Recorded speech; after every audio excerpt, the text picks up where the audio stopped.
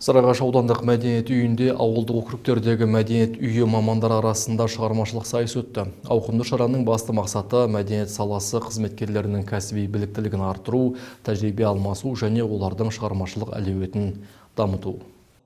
Сайыс барысында әр ауылдық округтен келген мамандар өз ұжымдарын таныстырып, мәдени мекемелерінің ерекшеліктері мен жетістіктерін көпшілікке ұсынды. Қатысушылар көрермендерді түрлі мәдени шараларға шақырудың тың тәсілдерін көрсетіп, креативті жобалармен ерекшеленді.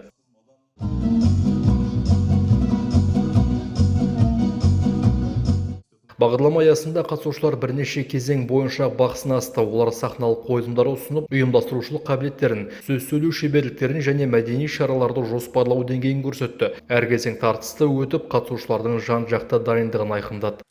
Мен кәсіби маманмын, яғни аты айтып тұрғандай, мен кәсіби маманмын, менің жұмысым осындай деп өздері көрсетіп тұрған іс-шара. Бұл кәдімгі біліктілікті арттырамыз да, әрі олардың ой өрісін кеңейтуге көмектесеміз. Себебі бізде аттестация болады. Әр 3 жыл сайын сол аттестацияға дайындық жұмыстары, әрі оларды біз осы жерде кішкене болса да жаңағы аудандық мәдениет үйі тарапынан мотивация беру, келешекте жұмыстарын жақсартуға кішкене ықпал жасау. Шара қорытындысында үздік деп танылған мамандар марапатталып, өзге қатысушыларға алдағы уақытта кәсіби шеберліктерін шыңдауға серпін берілді. Мұндай байқаулар мәдениет саласының дамуына оң әсерін тигізеді деп сеніп отыр жауаптылар.